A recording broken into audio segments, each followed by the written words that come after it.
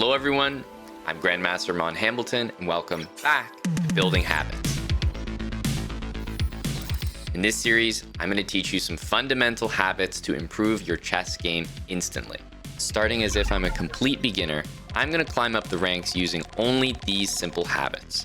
However, to keep it realistic, I have to follow a strict set of rules to simulate what it's like playing at each level. Remember, the goal is not to win every single game, but to teach you fundamental, high percentage moves that are correct most of the time. As my rating rises, the habits will become more advanced and the limitations will start to fall off naturally. In level 4, we want to focus on more specific concepts like knight versus bishop, how to play against weak pawns, and how to take advantage of weak squares. Try to avoid trading when you're down material, and most importantly, make sure you master all checkmating patterns. Now, let's get into the chess and learn how to build good habits together. Oh, the French. Easy. I already know exactly what I'm going to do. Whoa. Snork up here.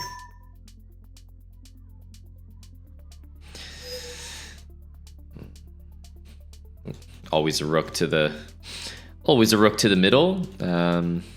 Okay, we can't go there, so I'm going to need bishop out here. F6. It's kind of weird. I guess we're going here.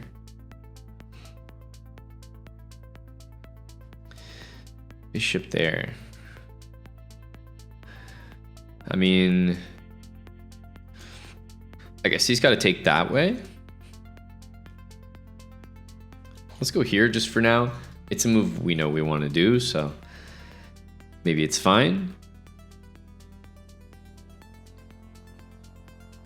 I'm taking because I need to play this move, and I don't think I could play this with the bishop hanging there. Bishop back. This is a very weird game. I feel like I'm getting attacked all of a sudden. Let's trade. Queen out. We want the rook over into the middle.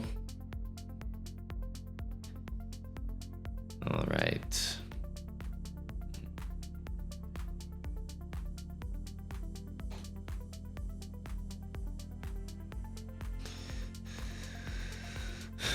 We take.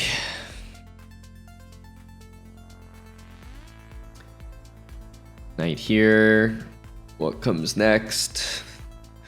Obviously, we'd like a trade, but it's not that easy to achieve. Okay, let's see. Our knights don't really have anywhere to go, so I feel like I'm almost in RPM territory over here. We'll go with these. Yeah, the knight's saving the day, but the knight's also supposed to be there. So I don't feel like I'm lucky or anything, you know? It's like, knight's supposed to be there.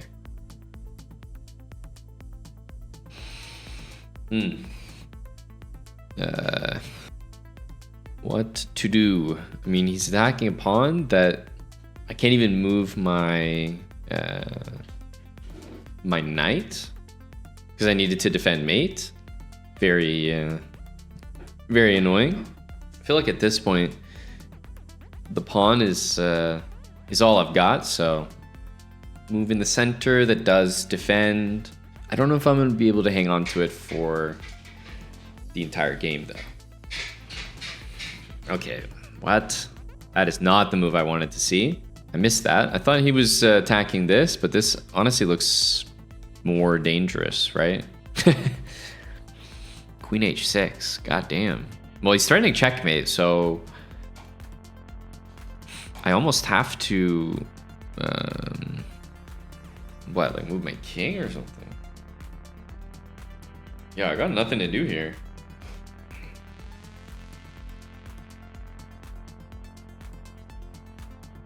Knight here. Gotta move the queen again.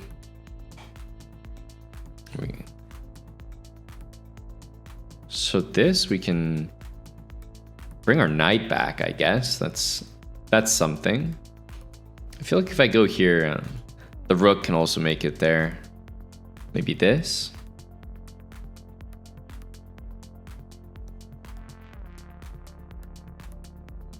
Oh, I don't know if there was a defense to that. You're telling me that this came from the French defense? The French, right? You're serious about that? This is the French defense? The exchange French? I got that right? I don't know where he could have come up with this great idea. How did he do this against the French? What a genius setup. Because it features this knight, which is a really strange thing to keep doing at, 1800 ELO and beyond. But it really has to do with this knight e7 move. And g4 is just a powerful and annoying move. It looks like we've got it covered, but nobody likes an open h file. Well, we've never seen that before, so chalk it up to a statistical anomaly. Let's play e4. Knight f3. I feel like we've seen this, especially the 4 knights, like over and over and over again. Very, very common. For us, at least. Okay. Bishop out. Castle.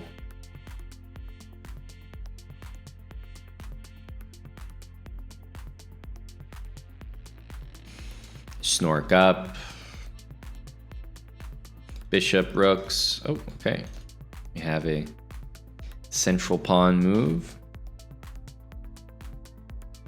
Oh, okay. Rooks to the middle. Go me. Okay. Pawns hit. Let's save that. Time to bring the king to the middle.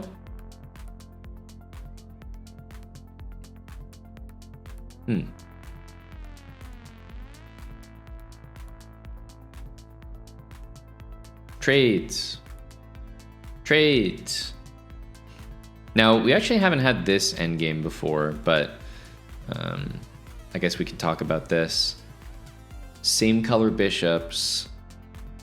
Everybody's happy if the pawns are on the squares that are not their bishop's color, because then they can be attacked. So it's okay to have, we can play g3, it's not illegal, but you just don't want pawns to get stuck on those squares. So for example, I would say b4 is a bad move, very bad, because it could get stuck there. Whereas I would say a3 is still playable because it can still go to a4. f4, it'll never get stuck there because there's no pawn that black has that can make it remain on f4. So f4 is probably the only dark square I would really consider. And then every other move that you make on a dark square, like h4, you better be sure you can play h5 because you don't want to get stuck on h4. And that's pretty much all I can say about these pawns, or this endgame rather. But black's already got it set up perfectly. See this? After g6, black's perfection. And look at this, h5. We can play g4, but black's also setting the pawns up correctly.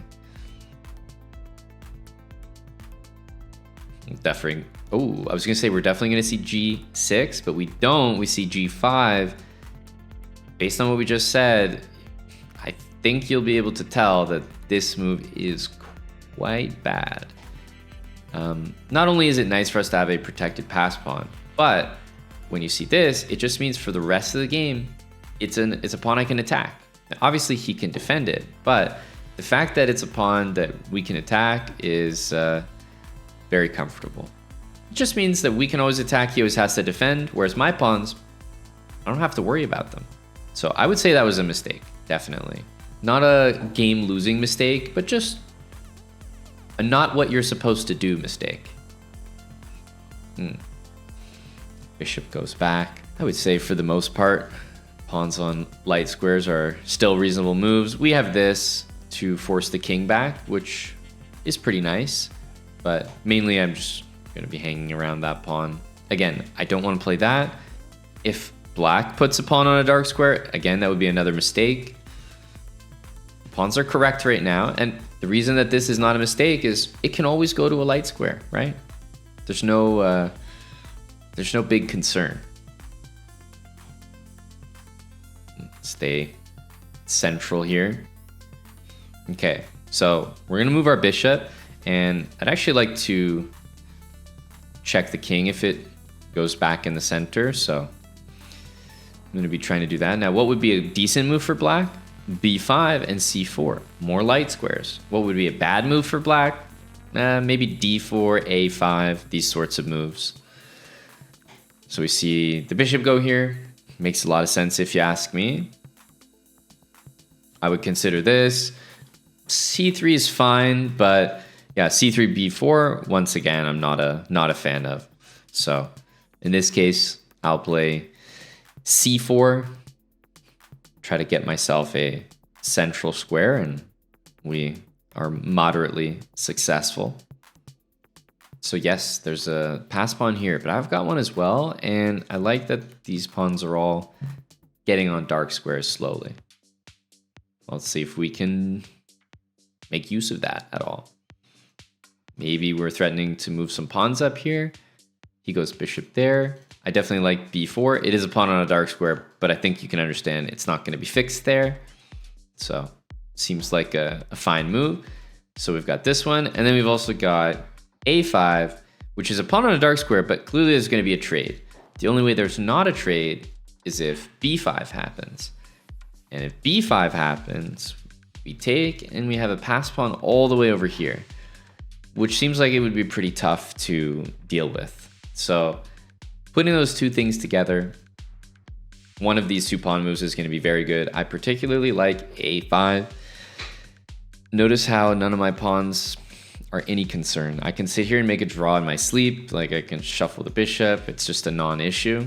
So I only do this because I'm comfortable with this, because I get a pass pawn. But otherwise, I would say this is a sketchy move to play. Because imagine this pawn was back here and he played b5. I'm just putting my pawn on a dark square for no reason. But I'm only doing it because I know that there's going to be a trade that happens. And okay, we have this pawn to target. We have maybe this pawn to target. We have a pass pawn. I still have to watch out for this. Okay, it goes like that. Makes sense. So if we attack this pawn, he's got to defend it in a funny way. It doesn't mean that his move is bad, but he does have to put the bishop on probably an awkward square. So does that do anything for us? I'm not sure. Let's see. I'm just going to make a waiting move. And what did our guy do? He put a pawn on a dark square. I don't think I need to explain. See how every single one of his pawns is on dark square now? He's going to lose. It just doesn't matter. Every single one of my pawns is unattackable. Every single one of his pawns is. So it's going to be a very easy win here.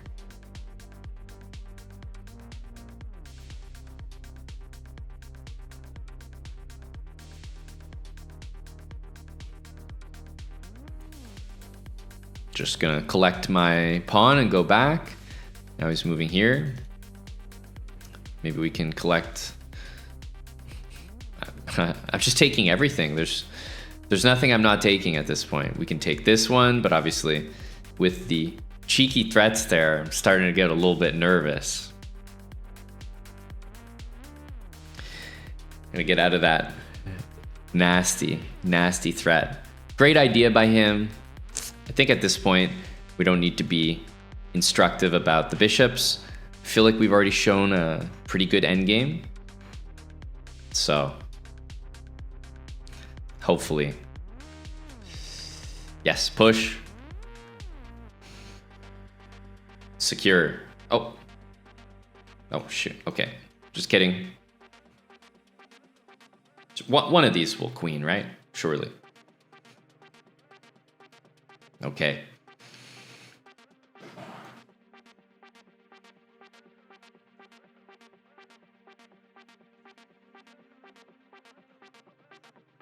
Oh, okay. We're going the other way here.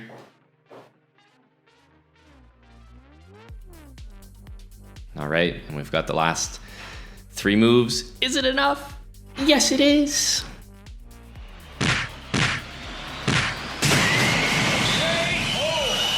Again, the pattern, always coming in handy. 0.1 once again. I mean, we just tried our pattern down here, didn't quite work.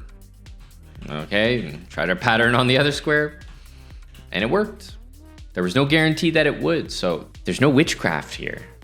He could have made a draw, but it just happens most of the time that your opponent doesn't know what you're trying to do, so you're gonna be successful without too much trouble. So the end game, he had it all set up. This guy was like on genius mode. Imagine that he had left his pawn on light square here and just moved his bishop for the rest of the game. Could we ever do anything? How would we make progress here? The only way I'm winning this game is if he does something for me. Check out all these pawns. They could all be on light squares. Watch every single one of them go to a dark square.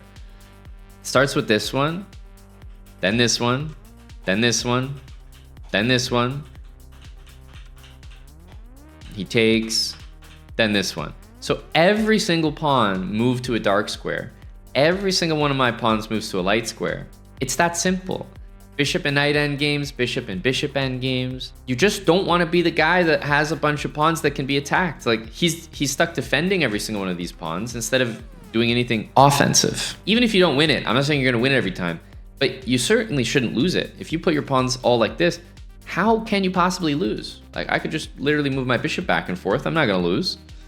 Pawn in the middle. Knight out. Trade. Okay, was bishop there? I guess we'll continue with our bishop as well. Just like this. Time to get the knight out. E5. I guess we're going in the middle here. Huh.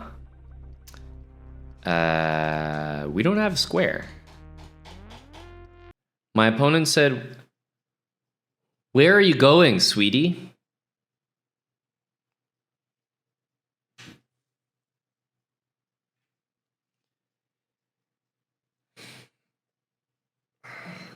Okay.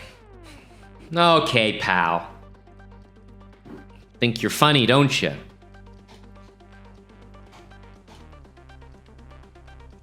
Joke's on you. Joke's on you. I'm not going anywhere, sweetie. I'm staying right where I am. Well, we're gonna have to take this one, and I can't castle. I can't castle. I got nothing. I mean, we gotta open up some pieces here, I guess. Bishop g5, queen's hit. Just rough out there. Oh my.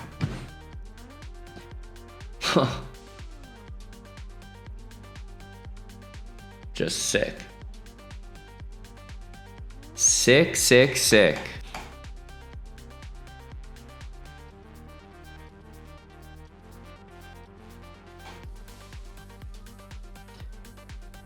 Oi, oi, oi. We're getting absolutely killed here. Well, at least we can castle. Big achievement here. Well, we're definitely not ahead. So immediately, no thank you on the trades. What do we do? I don't know. Like snorking up just doesn't feel the same anymore. That's not this isn't the same snork we usually use. Yeah.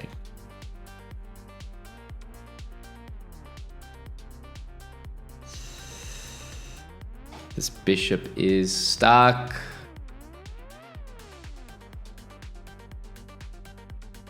Have you ever seen a worse position? Have you ever seen a worse position? My opponent said, nice white bishop.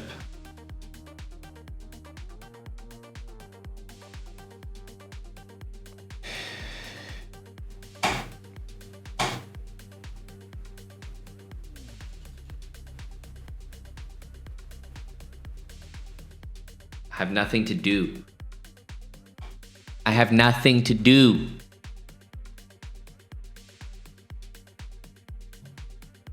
Do I just have to sit and wait to get executed here? I mean, what? I actually have no moves.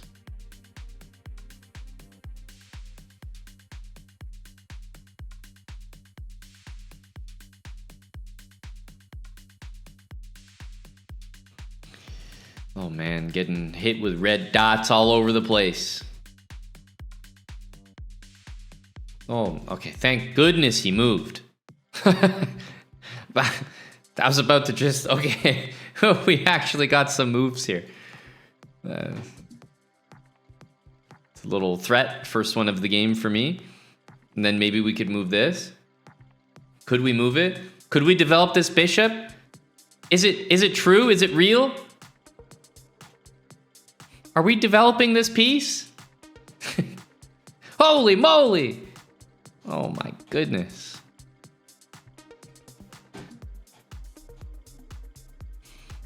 This guy's oh my goodness, dude, he's attacking literally everything I own. Fucking A, man. This guy's, he's everywhere. Oh my.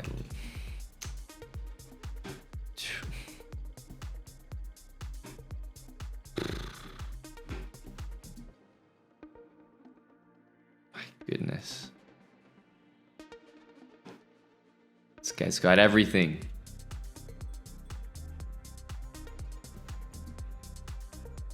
Let me out. Let me out. We took his queen. Thank you. Yep, just like to say, took his queen. If we could all appreciate that. Okay. Call it a draw. I did get your queen. I'll offer him a draw.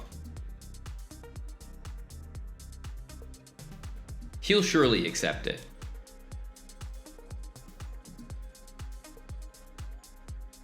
Okay, we got absolutely rolled.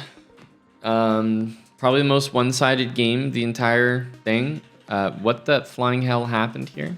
I mean, I didn't have a queen in like 10 moves. There's a huge error here. So we get into this position even from a different line with bishop here.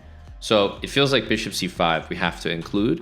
And after castling, we've been going knight f6 and e5, knight here, and just getting hurt. Interesting. d6 first, and then knight here and castle. Makes sense. Makes sense.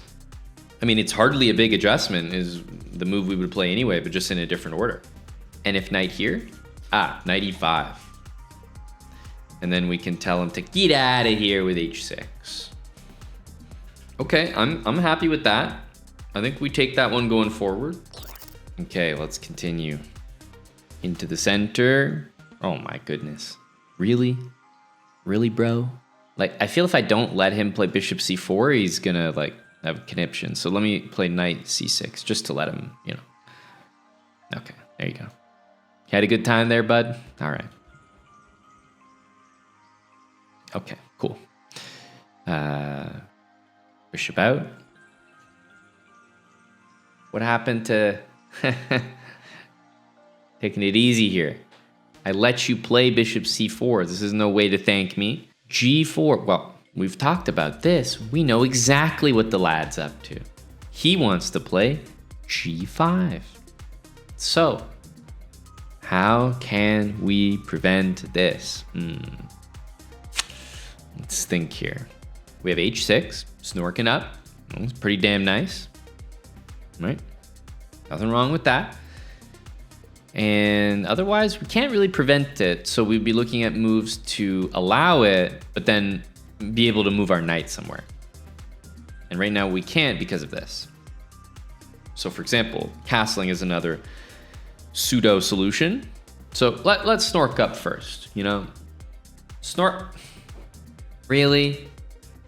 Really? Is this what it's come to? Well, I mean, g5 is I mean, I don't know. It feels like I need to defend this pawn, but I'm not going to castle. So I guess I'm going to play here. I kind of running out of moves. Yeah, so trade. I guess we trade. Knight needs to move. We don't have any squares available. I guess this. We still have no squares available. Except this. What the fuck is my knight doing down there? Oh my goodness. What the hell is this moving? I'm just chilling on F2. What is this game? Queen here. I've had enough, bud. You've been pushing me around long enough. You ever seen those Disney movies where the bully suddenly gets superpowers? Well, you're watching one, pal. You're watching one. I'm on the offensive. It's time to... Holy... What the hell is this?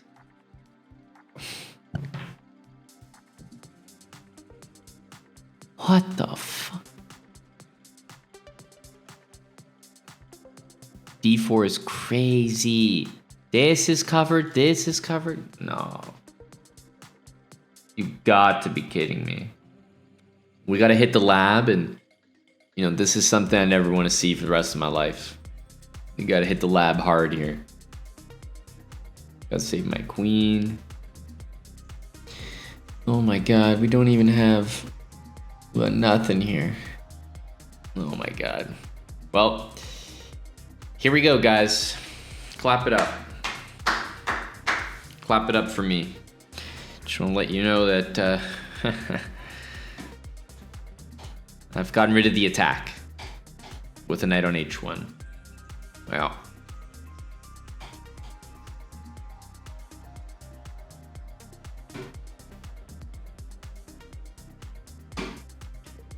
What a useless game.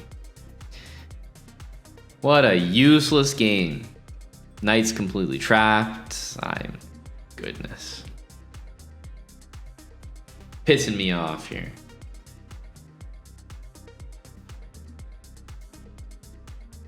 Wait, I thought that would be a check. Oh, what's going on now? Oh no, I'm gonna get both my pieces trapped. This is embarrassing. Everything's gonna get trapped in here.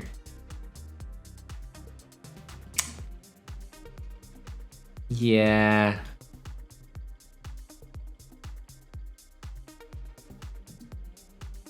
It's fucking... I'm still trapped.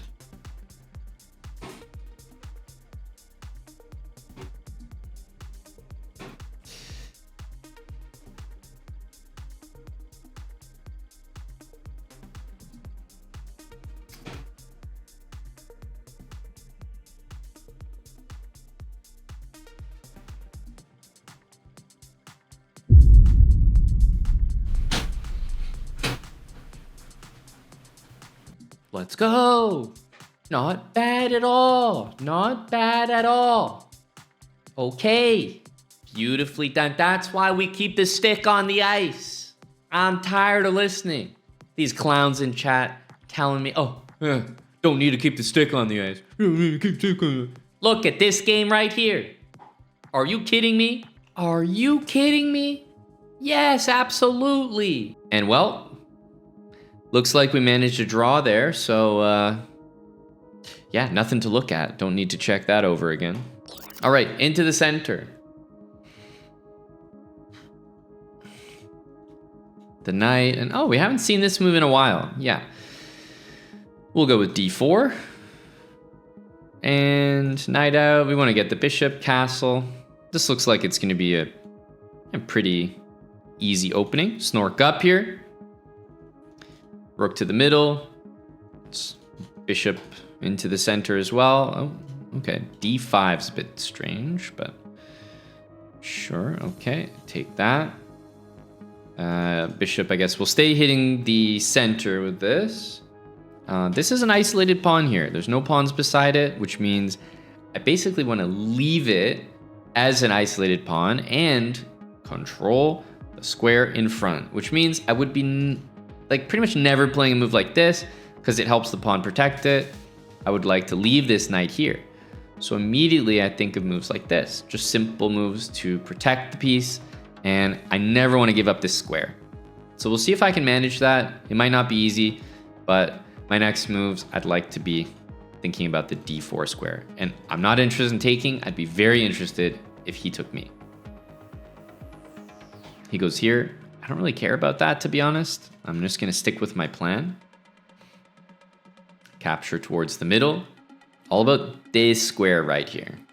What's the piece that I would like to leave my opponent with? I think you're looking at it. That's the one I'm not interested in taking. Okay, he goes here. I think this is a perfectly fine move, but in the effort to leave this pawn isolated, I'm actually not going to take it. And we'll see what he plays against this. Takes. Let's take it. We've done a great job blockading this pawn. He goes here. And I think we just arrange everything on dark squares. And this will be perfect. So we go like b4, c3, and everything protects everything. It's like nice little coordination there. This square is never going to belong to my opponent again. Never. It's impossible. What we would like to do is we would like to trade these bishops. Oh man, is he going to make it this easy? That would be crazy. Thank you.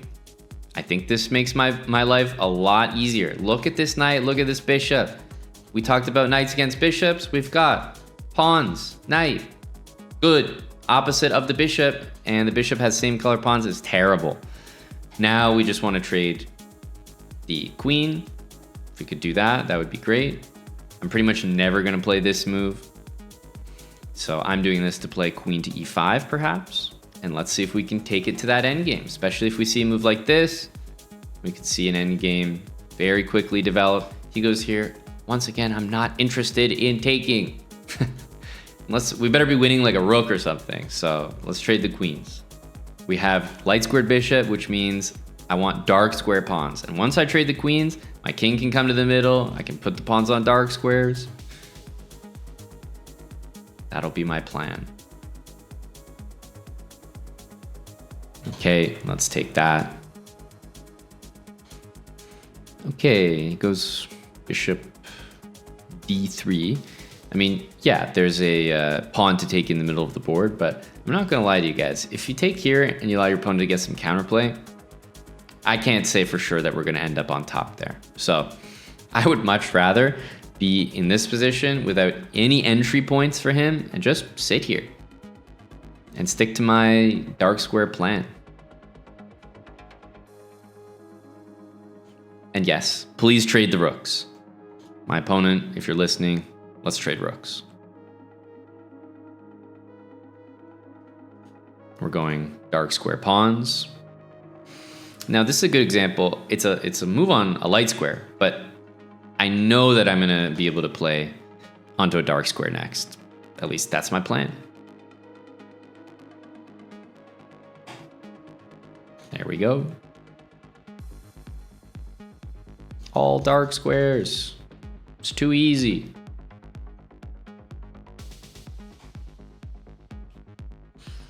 Bring our king to the middle of the board.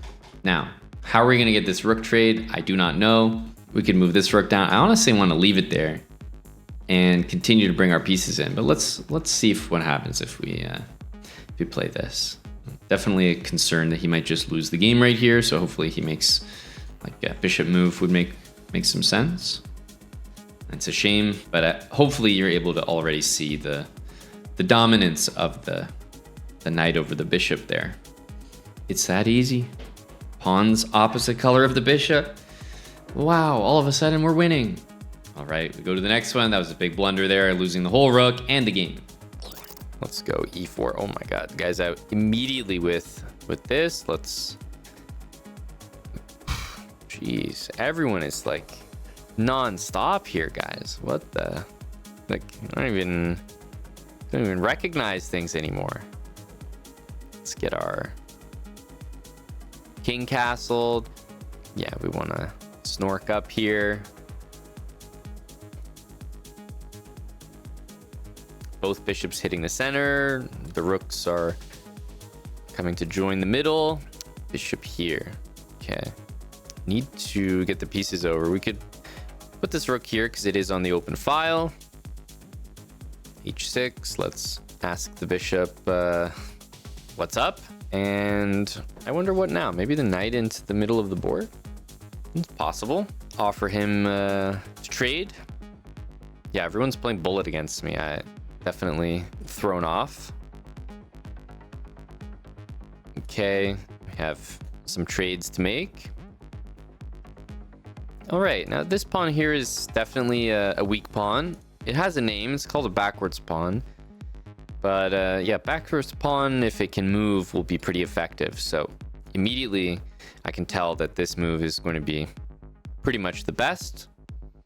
And based on the pawns here, I have very little interest in trading for his bishop here. Like almost none. So yeah, you're not going to see me playing knight takes d7. That's a good example. Have no interest in that. Goes like this. I do, however, have interest in trading queens and rooks, and also for that knight. I want to trade all that stuff, but I just don't want to trade my bishop for his bishop. I don't want to trade my knight for his bishop. None of it. And we can see what's happening here is, the pieces and pawns are starting to operate on dark squares. We're leaving him with this light squared bishop. So that's kind of the plan. Again, I would never consider a move like bishop a6. Just wouldn't, it wouldn't fit what we've been saying thus far. Okay, I'm gonna put my pawn on h4. Seems like a crazy move, but I want to do it maybe before he plays g5, so that my pawn doesn't get stuck on a light square. Okay, you see g6. Pawns are really nice. Let's allow my king to get in now. We play f3 just to control some squares, but notice how this pawn is not stuck on a light square. I can always make it to a dark square in the future, so I'm less concerned about this than I would be if I played a4. Terrible move. Black plays a5. I've got a pawn stuck on a light square, so I would never consider that, for example. Okay, let's bring the king in. He wants to trade. I mentioned a few times I am up for trading the knights, but not the bishop. So you won't see me trade for the bishop. Let's see what we can do here. Okay, we'll bring our king over. We've got all the pawns on dark squares. We've got light squared bishops. Another thing that you just won't see me do is trade these bishops. I've said it a few times now. Try to avoid that at all costs. But what I would still like to do is I would still like to trade the rooks. So rook here allows bishop f1, trading the bishops. I'm not interested, really. I have no interest in a move like that. But there's this pawn that I would like to target if possible. So let's see what we can do here.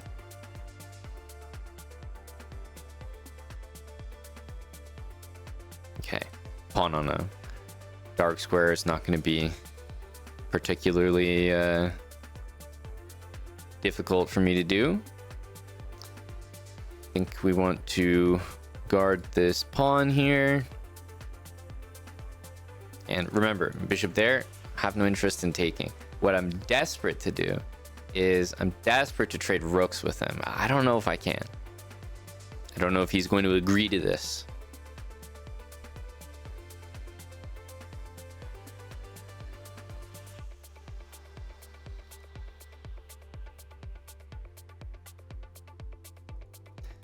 Yeah, rook here can be chased out, so it's not a very permanent rook. How can I actually trade for this rook? I'm not too sure. I just know I want to do it. With all of our pawns on dark squares and this one able to move to a dark square, it feels like we have a good grip on the position.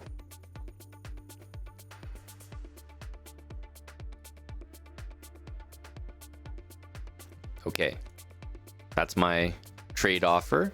I think he has to take it. And again, nothing's guaranteed, but we can see, like, with everything on dark squares, there's there's really no way that we should be losing this game.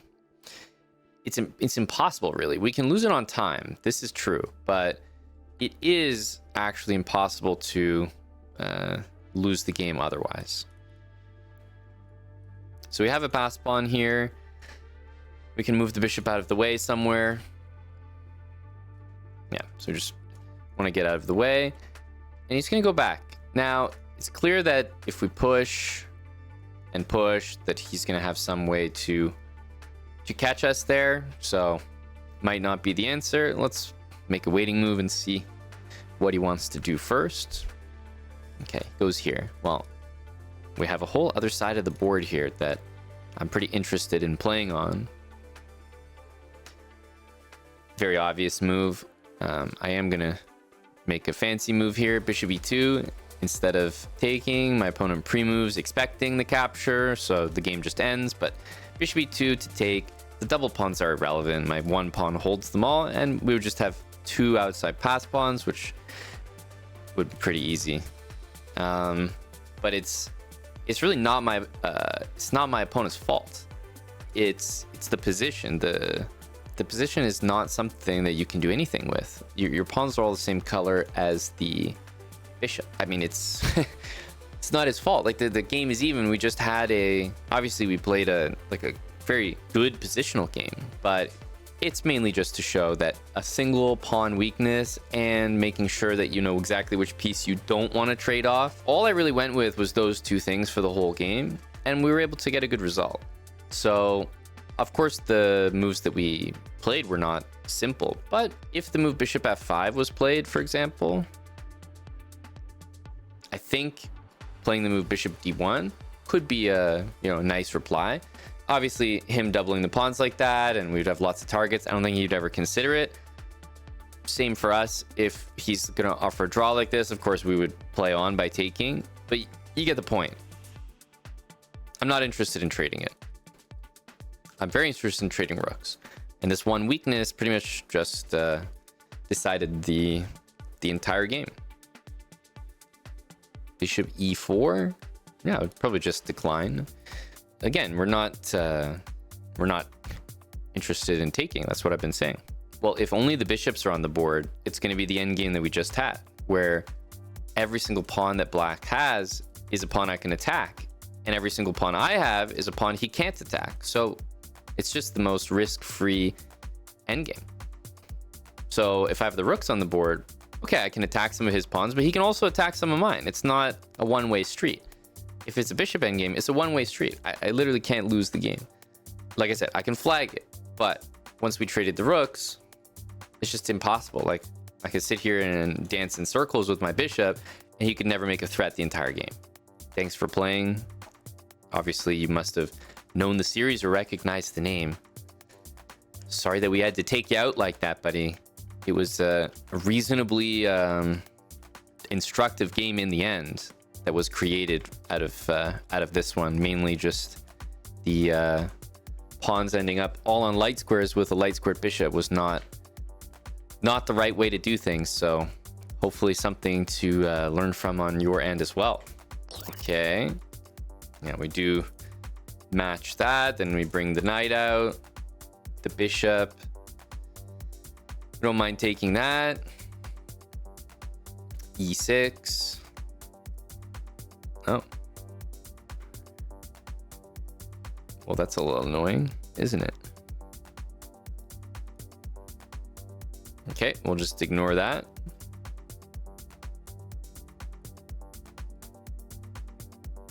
Hang on a sec. So he's not defending he's not taking the pawn. I wonder why. I think I'm just gonna keep it then. I think we're just gonna keep it, guys.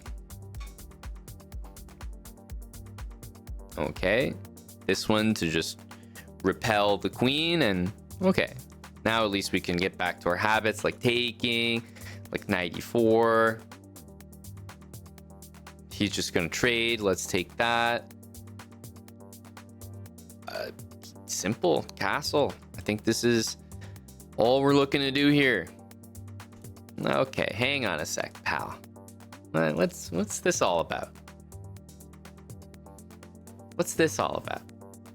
Huh? I'm snorking up. What have you got? What do you got for us? Okay, this guy's bringing all the firepower over here. We need to answer. What's happening? This is concerning.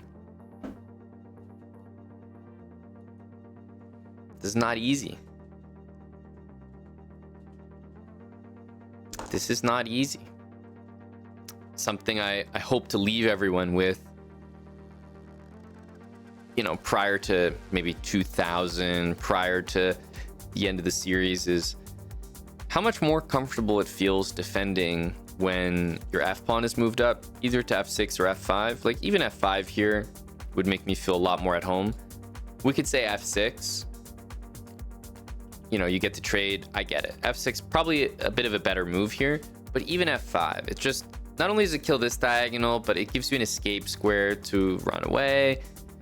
Almost everything about it is pretty good. So even though this is going to be a pretty serious attack here, watch how, in my opinion, easy it's going to be to defend. So let's bring this pawn up here. And at this point, I'm just bringing pieces over. I think the attack is over. I really do. Bring our rook to the middle, sure. I think the attack is over. He's got 2 rooks, but like, that's it. What's he up to, really? Okay, bishop to c3. I'm definitely gonna take because maybe I made him or something. I don't know. Okay, who's on the attack here? Who is on the attack here? Let's go like this. If you're at a lower habits level, good. Don't touch the f-pawn. It's not for you. We've moved multiple pawns in front of the king. But I feel as this series comes closer to an end that, you know, I'd like to leave you with another big helpful tip for defending, because people who just kind of attack like this always deserve to lose. That's the rule. Okay, well, we can go here. Obviously a trade is very appreciated. We can double the rooks, and would you believe it, Habitual has done it again. Pawns on the correct color for that bishop. How the hell does he keep doing it? Ladies and gentlemen, Habitual is yet again unstoppable. How does he always have the correct color pawns? How does he do it? Okay, we're starting to advance some pawns here. Notice how, you know, we're still going to be conscious of keeping the pawns on light squares, but this c-pawn is not permanently stuck on a dark square. We can always play c4 later. For now, though, I like that it's controlling that bishop pretty well. It looks like the guy he's all in on sort of undoing the rooks from those 2 squares, right? h3, g3. So let's make an all-time funny move. Rook h1. Okay, now your rook is stuck. I don't know. That's all I've got. Just that the rook was stuck. I thought that you might enjoy that. That was it. That was the idea. Now you might be saying, wait, both rooks are stuck. That's okay. If they're both stuck, then it's like they're traded off the board. We want to trade the rook off the board. So this is a good thing.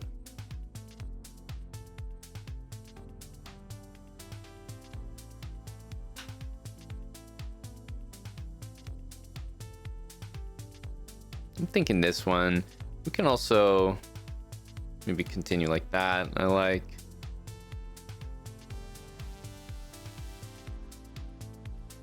We want to bring the bishop here, and our king has nice access to the center of the board.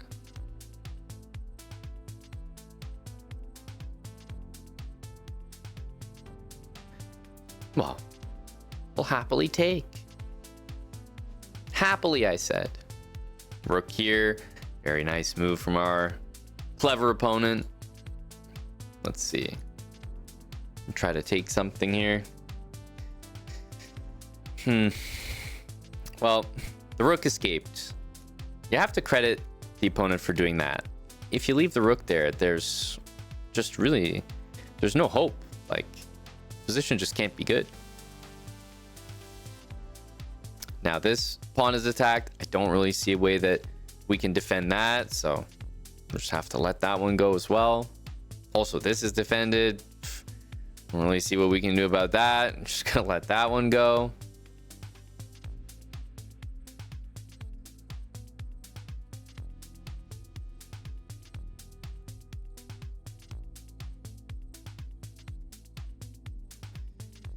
Well,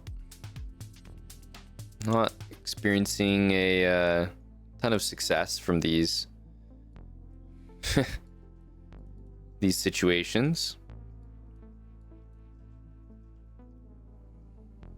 Bishop's just holding everything. What the fucking flying hell, man?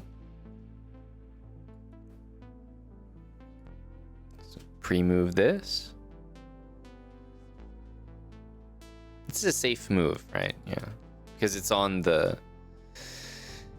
a light square. Okay, we got a motor here. Oh god, he hung his rook, dude. Okay.